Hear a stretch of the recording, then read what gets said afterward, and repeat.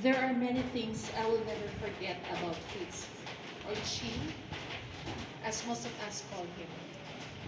Fitz was a kind and very generous man, always quick to lend a hand when needed. In fact, I considered him a philanthropist. I still remember when we were still living in Apayao province.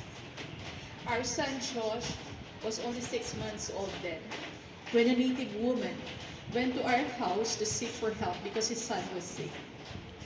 Upon knowing the medicine that her child needed, Fitz went straight to our fridge, got my son's own stocks of medicine, and gave them all to that woman. Also, whenever someone unfortunate calls for medical help, whether a wife is in labor, someone in need of a surgery, a cancer patient needing series of chemo or radiation therapy, someone needing a pacemaker, or simply just can't get out of the hospital bill or medical debt. Fitz was always there to assist them in getting medical assistance from different departments of the government.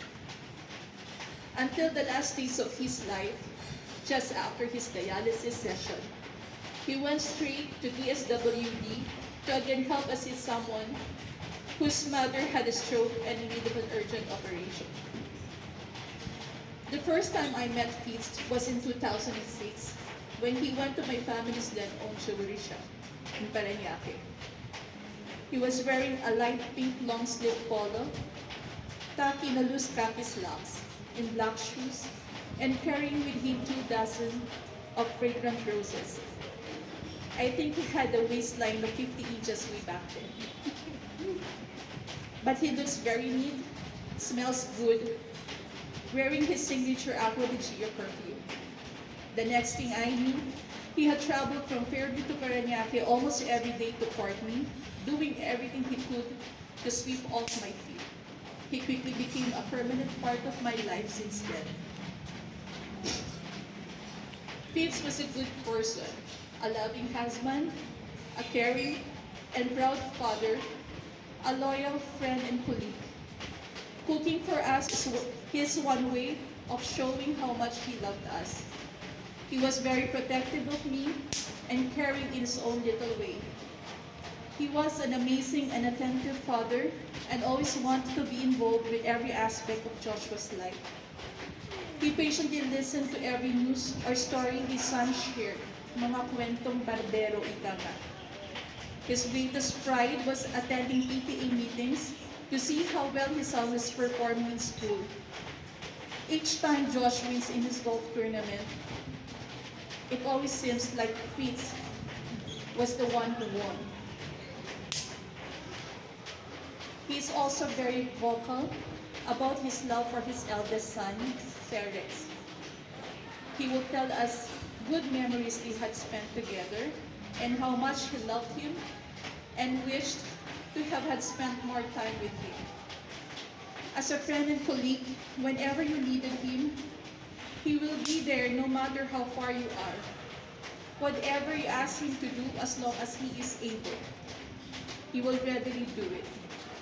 He always thinks about people's welfare, not to be hurt, but be treated right, and not expecting anything in return. Tagapagtanggol ng naaapi, as some used to call him. He was a hard worker and took a lot of pride in his work. He treated his friends like his own family. He always had time to chat with anyone, whether it be in line at the supermarket or home chatting with his favorite people. I'm sure some of you are already missing his chatter, and I do too, so much. Fitz lived a simple life and loved living his life to the fullest, even after finding out that he had an end-stage chronic kidney disease and had to undergo twice a week of dialysis session. He never wanted to be seen as a person battling health problems and did everything he could to make us feel comfortable. He never complained, nor questioned why it happened to him. He stayed strong for us. For him, life is short and should make the most out of it and do the right thing, though it's hard.